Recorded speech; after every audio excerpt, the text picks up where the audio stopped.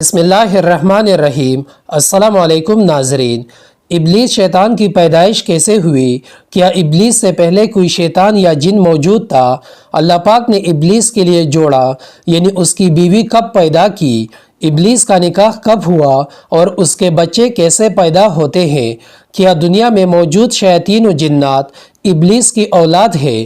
ناظرین گرامی، آئے پہلے تو قرآن سے پوچھتے ہیں کہ کیا ابلیس کی کوئی اولاد موجود ہے؟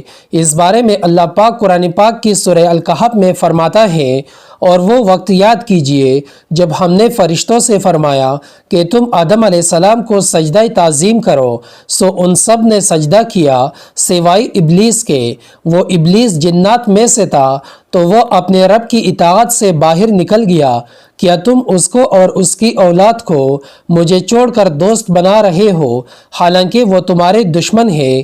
یہ ظالموں کے لیے کیا ہی برا بدل ہے جو انہوں نے میری جگہ شیطان کو منتخب کیا ہے۔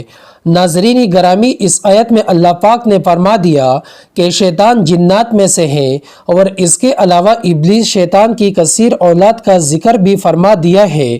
لیکن اب سوال یہ ہے کہ یہ اولاد کیسے پیدا ہوئی؟ علامہ عبد الرحمن بن علی الجوزی اس آیت کی تفسیر میں فرماتے ہیں کہ حسن اور قتادہ سے روایت ہے کہ اس آیت میں شیطان کی ذریت سے مراد شیطان کی اولاد ہے، اور یہ شیطان کی اولاد ایسے ہی ہوتی ہے جیسے کہ بنو آدم کی۔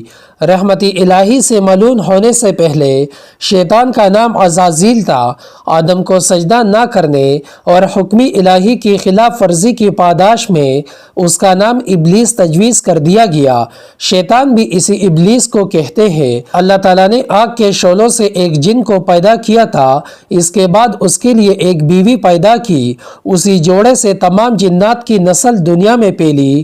ایک حدیث میں ہے کہ جب اللہ نے ابلیس کی نسل اور اس کی زوجہ پیدا کرنا چاہی تو شیطان پر غصہ کا القا کیا۔ غصے کی وجہ سے آگ کی ایک چنگاری پیدا کی۔ اس چنگاری سے حق تعالیٰ نے ابلیس کی بیوی پیدا کر دی۔ مجاہد رحم اللہ تعالیٰ کہتے ہیں کہ ابلیس سے نسل پیدا ہونے کی کیفیت یہ ہے کہ اس نے اپنی شرمگاہ کو اپنی ہی شرمگاہ میں داخل کیا تو 5 انڈے دیے۔ ان کا کہنا ہے کہ اصل ذریعت یہ ہے۔ حیوۃ الحیوان میں شیطان کی افزائش نسل کے بارے میں روایت کچھ اس طرح مذکور ہے۔ اللہ تعالیٰ نے ابلیس کی داہنی ران میں مرد کی شرمگاہ اور بائیں میں عورت کی شرمگاہ پیدا کی ہے، جس سے ہر روز 10 انڈے نکلتے ہیں، اور ہر انڈے سے شیطان مرد اور شیطان عورتیں پیدا ہوتی ہے۔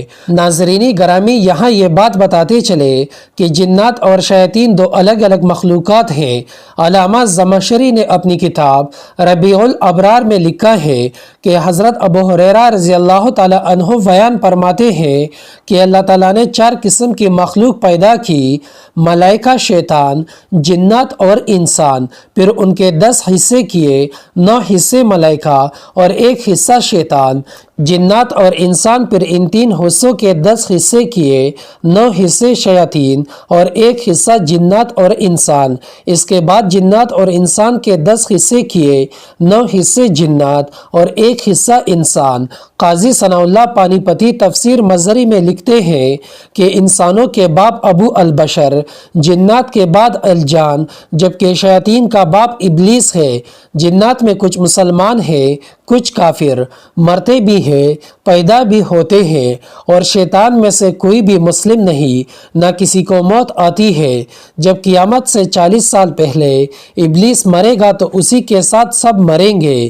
حضرت مجاہد نے شیطان کی بیوی کا نام ترتبہ لکھا ہے، اور اس کے علاوہ شیطان کے مشہور بیٹوں کے نام اور کام کچھ اس طرح لکھے ہیں: دنبور، جو ہر بازار میں شیطان کا جھنڈا اٹھائے ہوئے ہوتا ہے، عورتوں کو مردوں اور مردوں کو عورتوں کی طرف مائل کرتا ہے، صبر، جو مصائب کا سبب ہے، اغور، جو ریاکاری کا سبب ہے، مسعود، جو لوگوں میں جھوٹی باتیں پلاتا ہے، داسم، جو اس آدمی کا ساتھی ہے جو گھر میں بغیر سلام کے داخل داخل ہوتا ہے اور بسم اللہ پڑھے بغیر کھانا کھائے وہ اس کے ساتھ کھانے میں شریک ہو جاتا ہے۔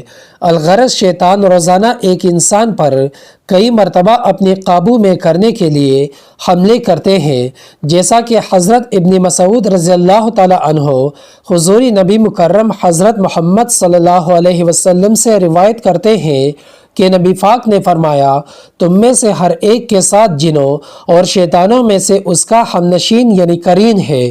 تو صحابہ نے کہا، اے اللہ کے رسول، کیا آپ کا بھی جنوں میں سے کوئی ہمنشین ہے؟ تو انہوں نے فرمایا، اور میں بھی، مگر اللہ نے میری مدد فرمائی ہے اور وہ مسلمان ہو گیا ہے، تو وہ مجھے بلائی کے علاوہ کسی چیز کا نہیں کہتا۔ ناظرین گرامی، بے شک اللہ پاک نے قرآن پاک کی بہت سی آیات میں شیطان کو انسان کا کھلا دشمن قرار دیا ہے، اور آج کے جدید دور میں تو شیطان کے مکر و فریب کے جال میں بے حد وسیع ہو گئے ہیں کہ ان سے بچنا ناممکن ہوتا جا رہا ہے۔